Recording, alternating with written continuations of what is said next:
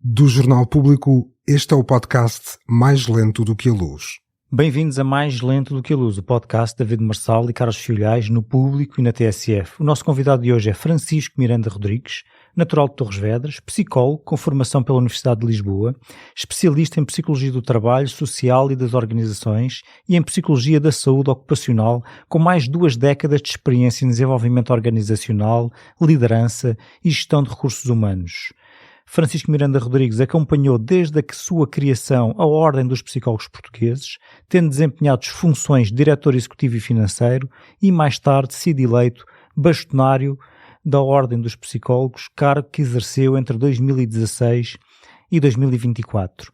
Para além da sua atividade profissional, é membro do Conselho Nacional de Educação desde 2018, tem sido presença regular na comunicação social com artigos de opinião e conferências públicas. Atualmente, desde janeiro de 2025, é também diretor executivo da Ordem dos Médicos Dentistas, posição que marca uma nova etapa na sua carreira. É autor do livro Como Gerir Pessoas, 10 coisas que precisa de saber sobre psicologia para melhorar a sua equipa e o seu negócio, saído na Presença em 2023, e também do livro Mitos da Psicologia, saído em janeiro deste ano na editora Manuscrito. Bem-vindo, Francisco. Olá. Olá, Francisco. Olha, um gosto estar aqui a falar com um ex-bastonário da Ordem dos Psicólogos. E a primeira pergunta é como é que se chega lá? Quer dizer, vamos começar desde pequenino. Primeiro, como é que se chega à psicologia? Antes de chegar a bastonário, tem de ser psicólogo. Quando é que despertou a paixão pela psicologia? Vou-lhe chamar paixão. Sim. Antes de mais, é um enorme gosto estar aqui convosco, dizer-vos que acompanho a vossa produção, primeiro a do Carlos, desde há muitos anos, e que ela também fez parte da inspiração que nos traz até aqui hoje. Eu fico contente, teria um bocadinho. É verdade. E dizer que, bom, como é que isto começou? Alguns no secundário tinham uma curiosidade muito grande sobre comportamento e era assim um certo fascínio sobre será que nós conseguimos funcionar assim um bocadinho como detetives dentro da psicologia, detetives sobre a antecipação de como é que as pessoas se comportariam, o que é que estariam a pensar para se comportarem daquela forma. Era assim uma coisa um bocado, era um fascínio até diria se calhar um bocadinho infantil. E foi talvez pelo menos a memória que eu retenho, enfim, como também diz o livro, as memórias são muito transformáveis e, portanto, às tantas já estou a acrescentar muita coisa àquilo que realmente pensava na altura. Mas a questão é como é que funciona o cérebro, não é? Como é que nós funcionamos? O que é a mente, não é? O que é a mente? É, exatamente. E eu, pronto, isso na altura tinha ali um certo fascínio, havia mais alguns colegas que também partilhavam deste fascínio, isso foi-se alimentando, assim sempre de uma forma um bocadinho incipiente, na verdade, ou seja, com pouca profundidade, é o que eu, quando olho para trás, vejo, mas levou-me a candidatar-me, e candidatar-me foi a minha primeira opção. Na Universidade de Lisboa, não é? Em Psicologia. Sim, foi a minha primeira opção também, a Universidade de Lisboa, a Faculdade de Psicologia, na altura chamava-se Faculdade de Psicologia e Ciência e Educação. E o curso era aquilo que o estudante estava à espera ou era uma coisa... Não era. Não era. Eu já partilhei várias vezes que os meus primeiros 3 anos foram assim um bocadinho de sacrifício. Antes de engrenar, não é? Sim, foi difícil. O primeiro ano foi difícil. Para mim foi difícil, mesmo em termos pessoais, e tive problemas até de saúde. Psicológicos, problemas psicológicos. Sim, e tive que recorrer à ajuda. Foi para mim muito difícil aquele primeiro ano. Tem a ver com sair de casa também, não é? Sim, também, e é curioso, não é? Na altura, para mim, sair de casa, Torres Vedras é ali ao lado, não é? De Lisboa. Ainda é uma horita, não é? Mas para mim aquilo foi ir assim para o fim do mundo. É de facto essa a memória também que tenho e custou-me bastante. É verdade que a distância também demorava mais a percorrer, não era como é hoje em termos de fluxos de transportes, do tempo, autoestrada completa, que depois mais tarde também vinha a usufruir, e pronto, acabei por ir para uma residência universitária, que acabou por me ajudar até no processo de adaptação. Mas no fim do curso a coisa pegou, não foi? Não, sim. No fim do curso tudo bem, a partir do 4º ano, e também porque eu iniciei-me nas leads associativas na faculdade. Nunca tinha tido nenhum contacto com a dimensão associativa. Na Associação de Estudantes. Na Associação de Estudantes, sim. E é isso que também me ajuda muito, na verdade. No 2º ano comecei a colaborar com a Associação de Estudantes. Não me posso esquecer da pessoa responsável por isso, que foi acaba por ser determinante, quanto a mim, no meu percurso daí para a frente.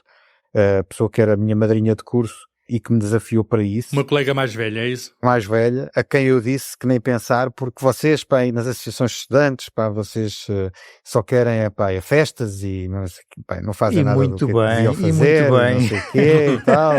Um discurso assim um bocado fora e de pouca adaptação, digo-se de passagem. Mas ela aguentou. Ela aguentou isso e disse que, pois, eu também acho muitas dessas coisas, mas eu estou aqui para tentar mudar as coisas e fazer alguma coisa diferente. E aquilo tocou-me. Confesso que tocou-me. Ainda hoje são amigos, é? Hoje mantemos relação já muito distante, na verdade. Mas aquilo marcou-me e eu trabalhei com ela durante aquele tempo na faculdade. Olha, e o recém-psicólogo, depois de formado, qual foi o primeiro emprego? Olha, o primeiro trabalho que eu tive foi na área da formação. Formação comportamental, dei formação para auxiliares na altura ainda não se chamavam ZERPs, não é? Dos lares de idosos. Dei nessa área, dei para auxiliares de ação educativa, eram as designações da altura.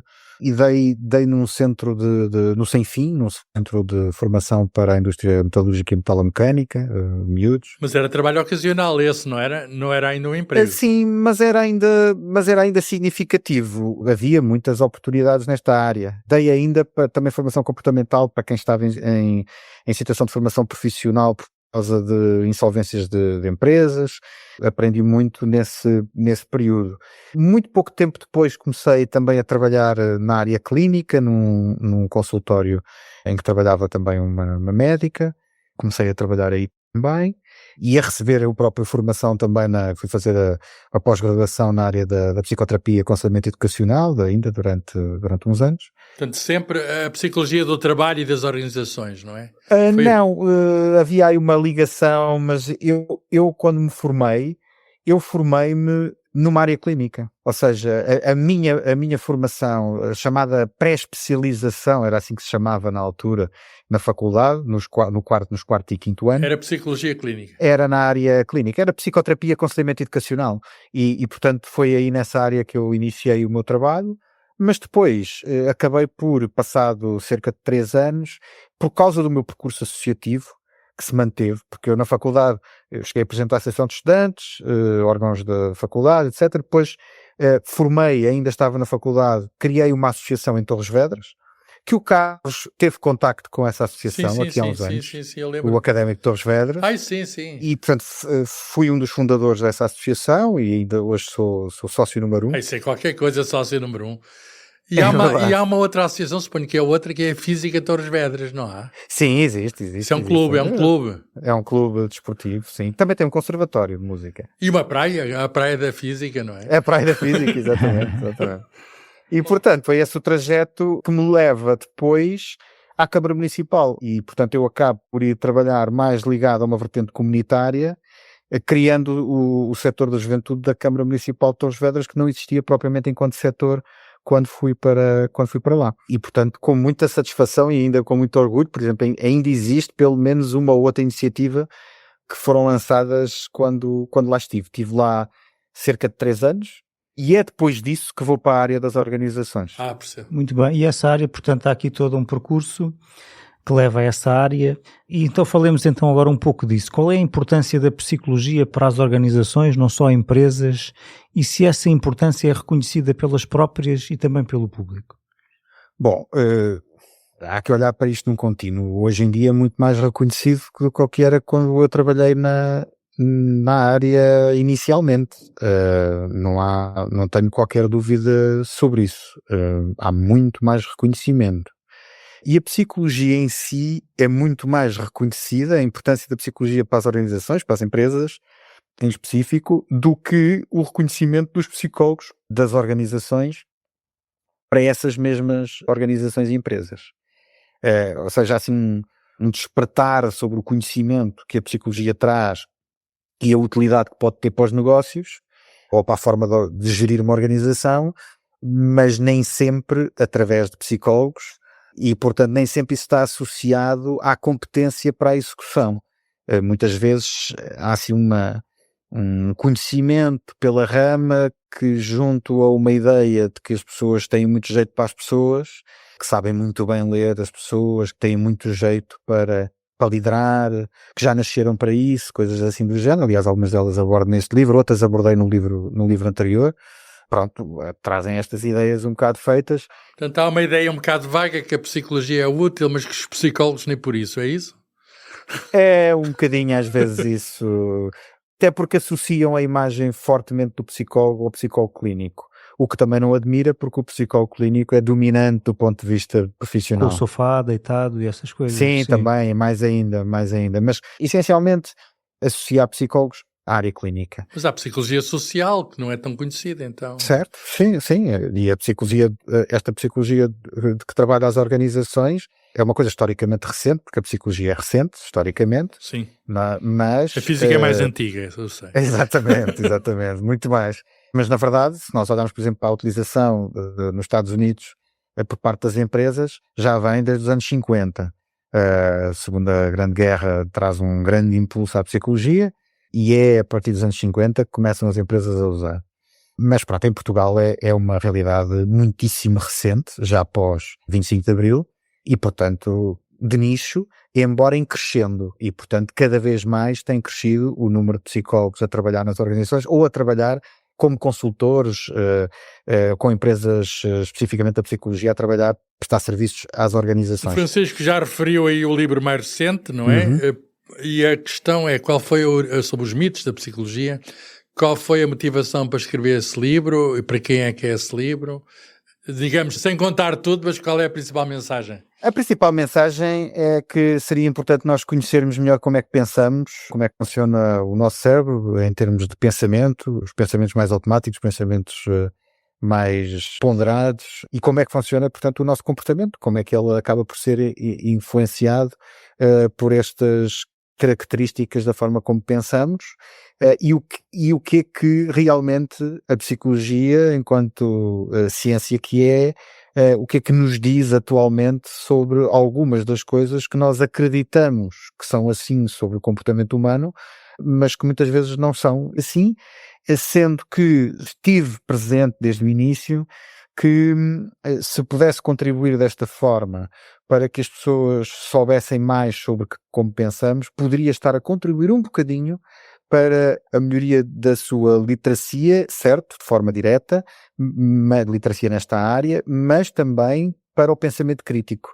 e para a importância dessa competência que é o pensamento crítico nos dias de hoje, uma importância acrescida face à quantidade de informação que circula hoje em dia e que circula de uma forma muito, muito rápida. Mas também, para além da questão da informação que circula, que há muita desinformação, também há um outro aspecto que tem a ver com a própria psicologia, que são os vieses cognitivos, não é? Os atalhos mentais e aquilo que contribuem.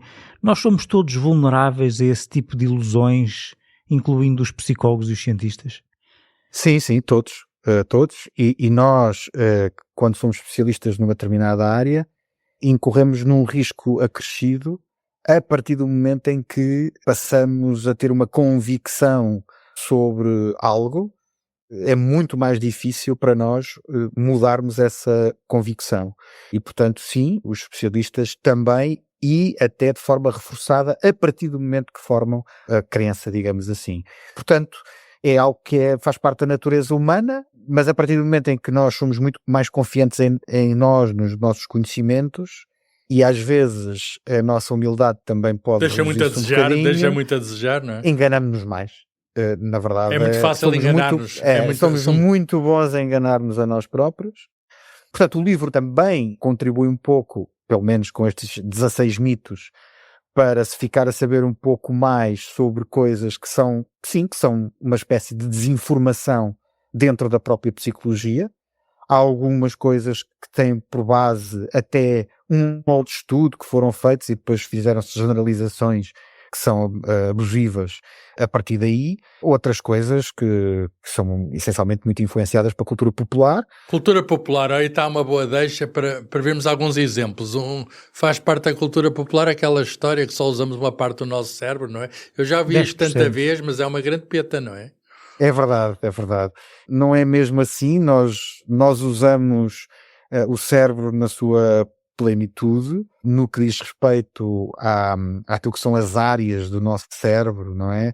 Mas isso não quer dizer é que nós saibamos aproveitar ao máximo aquilo que é essa capacidade que o nosso cérebro tem e que nós estamos a utilizar, em termos físicos, estamos a utilizá-lo na sua plenitude, mas porventura porque não aprendemos certas coisas, porque não desenvolvemos certas competências, podemos não estar a conseguir rentabilizar tanto. Mas 10% parece uma coisa ridícula. Mas nós utilizamos os 100%, digamos assim. Agora, o que podemos é, em termos da eficiência que retiramos daí, para a forma como resolvemos problemas e por aí fora, podemos não ficar muito satisfeitos com isso e podemos achar assim, bom, mas há pessoas que conseguem fazer mais com o cérebro que têm do que eu. Sim, mas não tem que ver com a utilização física do cérebro em si, ou com utilizar só 10%. E se calhar essas pessoas que estão insatisfeitas com a utilização do cérebro em si, se calhar poderão querer melhorar as suas capacidades, a sua inteligência e a sua capacidade de aprendizagem a ouvir através do chamado efeito Mozart, que é outro mito, não é? Que é a ideia de que ouvir música clássica, designadamente de Mozart, aumenta a inteligência e as capacidades. Ouvi dizer que começa logo no útero materno, se também tiver ouvido Mozart, quando a criança está lá no útero, que aquilo já nasce desenvolvido. Que é uma solução fácil, com a mente desenvolvida. Acho que houve alguém na América, um governador de um estado, que mandou dar um disco de Mozart a cada parturiente. Sim, teve muito sucesso. Ainda hoje é uma ideia que vende, mas teve no seu auge um sucesso tremendo, com muitos workshops. Porque isto tinha como base um artigo científico. Tinha como base um artigo científico. E há vários destes beats que tiveram como base artigos científicos. É uma treta académica, é uma treta com base académica. É uma treta com base académica, mas enfim, como nós sabemos, não é fácil muitas vezes, às vezes nem para quem está por dentro, mas mais ainda para quem está fora do método e daquilo que é a forma como a ciência funciona, entender que o facto de existir um estudo é a mesma coisa de dizer que manda-lhe faz a primavera, não é? Exatamente. Portanto, eu costumo dizer, não? Quer dizer, o facto de um cientista dizer uma coisa não quer dizer absolutamente nada. Porque é preciso que vários cientistas, ou a maioria deles, digam essa coisa. A outra ideia é que quando se apresenta uma coisa num congresso, significa que essa coisa é a verdade absoluta também. Exatamente. Às vezes há ideias que parecem boas, mas depois quando se investiga mais um bocadinho, chega-se à conclusão que não são bem assim, não é? Portanto, exatamente. É normal a ciência. É a ciência assim a funcionar. Olha, sim, mas claro. uma ideia também fora da academia, suponho eu, que é um mito, que é a ideia que pensar positivo, que é caminho andado para o sucesso. Isto parece a história do Segredo, não é? Que era um filme e um livro. Uma pessoa pensava que ia ganhar, não é? E depois não ganha, Certo, isso não sei, quer dizer, isto também é um mito. É um mito. Apenas aquilo que se sabe é que se pode encontrar algumas vantagens quando estamos a falar de gente que já tem uma performance absolutamente, enfim, peak performance. Estamos a falar já de gente com grande desempenho. E há ali um efeito residual nessas pessoas, um efeito positivo residual nessas pessoas. Quer dizer, a autoconfiança de algum modo ajuda essas pessoas, é isso? Sim, um bocadinho, mas ainda assim é um efeito é relativamente pequeno, portanto... Porque se não tiver conhecimento, se quiser muito uma coisa, não consegue. Não, e é até contraproducente e pode ser até perigoso. Porque a verdade é que depois isto bate forte quando a desilusão chega, porque há culpabilização até por vezes. Fica frustrado, dizer, então eu queria calhar, tanto, não é? E se calhar sou eu que não estou a querer o suficiente.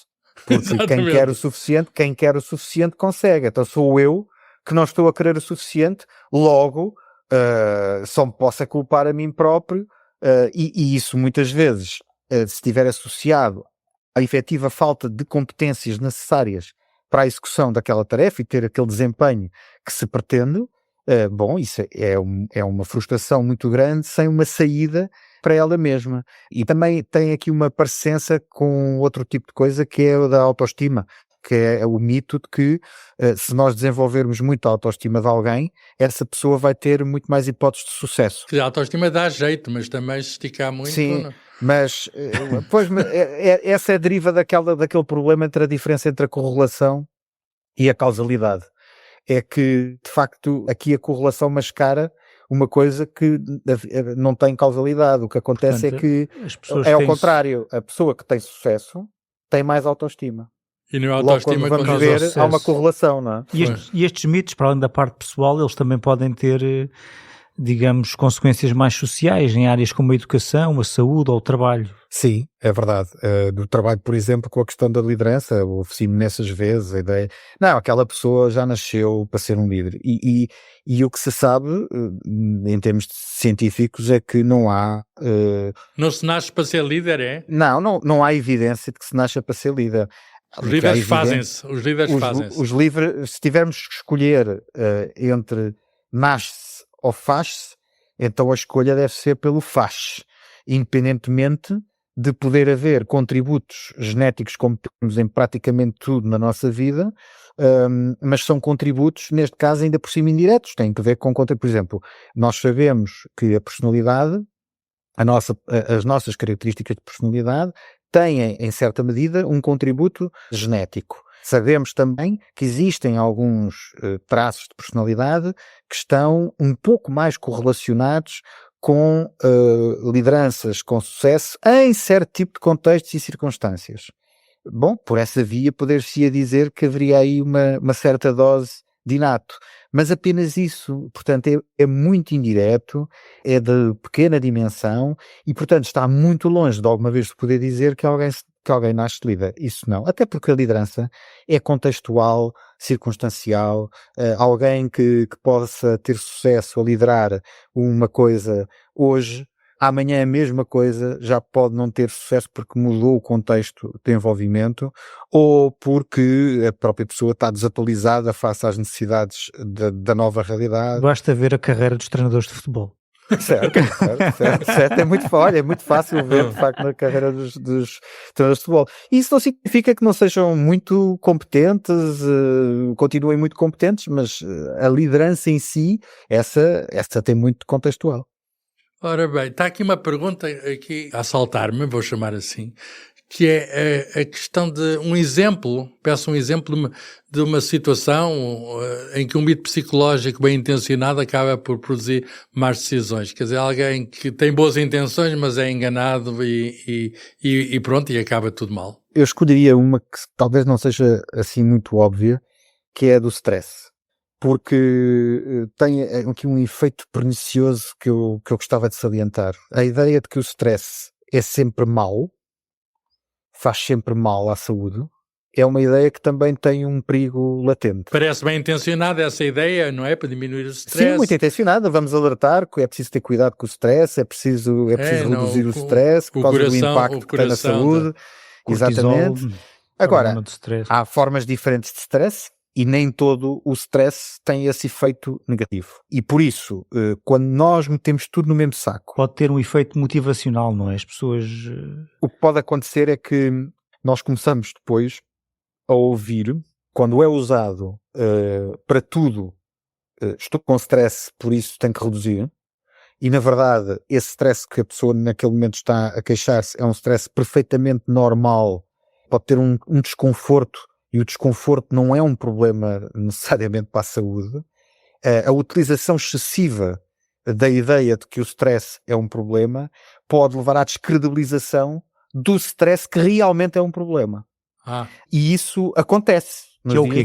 Que é o stress crónico, é isso? As pessoas estão portanto, um stress mais crónico é um stress que, esse sim, um stress mais crónico e que tem determinadas características, porque é assim, eu posso ter níveis de stress até relativamente elevados, mas dependendo de qual é o significado que eu dou a esse mesmo stress, isso já faz variar o impacto na saúde. Há estudos interessantíssimos sobre isso em larga escala, que demonstram que mesmo só essa percepção que eu tenho e que é mediada pelo significado que eu dou a esse stress é suficiente para fazer uma variação de impacto muito significativa na saúde. O stress pode dar jeito, não é? O stress pode dar jeito, é preparatório, permite-nos desempenhos muito mais competitivos em certas circunstâncias, desde que não passe também determinados limites esses que estão associados não só à dimensão física de o tempo em que decorre esse esforço e a nossa condição face a esse tempo e à intensidade, mas também mas também da parte cognitiva, ou seja, como é que nós estamos a interpretar esse mesmo stress. E, portanto, há várias coisas que contribuem aqui para definirmos se o stress tem um impacto mais positivo ou negativo. Meter tudo no mesmo saco faz com que se tire conclusões sobre um stress que não teria propriamente nenhum problema como tendo, e que leva correntes que começam a dizer depois, pois é, isto agora toda a gente se queixa-se do stress por tudo e por nada, agora ninguém quer trabalhar, coisas deste género, que são uma polarização no sentido oposto que também não tem fundamento, porque muita gente, de facto, é real, há problemas de saúde associados ao stress e o impacto que isso tem na saúde e o impacto inclusivamente na economia através da redução de produtividade é bastante grande. Não devemos misturar isso com depois as outras situações que num contínuo entre o chamado eustress e distress, entre um stress adequado, adaptado, útil e o stress pernicioso, nocivo à saúde, neste contínuo devemos ter o cuidado de não misturar tudo, ou então descredibilizamos e depois já há aquela história, não é, de quando o rapaz chamar ajuda por causa do lobo, ninguém vai. Só uma nota sobre o stress, Francisco, é uma nota terminológica. Eu sempre me interroguei, porque é que nós usamos a palavra inglesa, não tem tradução? É verdade, não adotou-se desde o início a palavra inglesa, acrescentou-se quanto muito no novo acordo o mas na verdade adotou-se mesmo a palavra. Mas se quiséssemos traduzir, qual seria a tradução? Tensão? Tensão não significa exatamente stress, porque o stress tem uma composição de coisas que a tensão não tem. A tensão é uma coisa mais simples, é uma realidade um bocadinho mais física, diria eu, palpável. Portanto, temos mesmo de usar o termo stress, já percebi. Temos mesmo que utilizar o termo stress, sim. É verdade. E que isso não te estresse, Carlos. Já vamos tarde para não usar. Estou a começar a ficar estressado ou estressado, não sei se alguém diz o antes. O estressado acho que é mais no Brasil. O estressado é no Brasil, Muito bem, eu agora só para terminar, o nosso tempo já está perto do fim. Portanto, como é que nós podemos combater estes mitos ou reagir a estes mitos, para além de, obviamente, de ler este livro? Coisa que eu vou fazer, que ainda não li, mas disseram-me que o David que deu também um pequeno contributo, não foi? É verdade, o David deu um contributo muito importante. Um pequeno prefácio, é verdade. E também já tive o gosto de contar com o David na apresentação do livro em Lisboa, na FNAC, portanto também deu esse contributo importante para além do prefácio. Então, além de ler o livro, o que é que se pode fazer para combater Devemos cultivar o nosso pensamento crítico. Essa é a questão. Dá mesmo trabalho, mas nós precisamos de o fazer. Nós precisamos de questionar as coisas antes de as darmos imediatamente como adquiridas. Devemos adquirir mais o hábito saudável de pôr em dúvida, de procurar informação em fontes credíveis para verificar se aquilo que estamos a ver, a ouvir, a ler, se corresponde efetivamente ao que é a evidência atual, e isso faz com trabalho. A escola não está a transmitir isso? A escola estará a transmitir quem vê isso, mas a verdade é que os estudos sobre esta competência de pensamento crítico, estudos que não só para Portugal, para os países da OCDE, demonstram uma queda desta competência ao longo dos anos.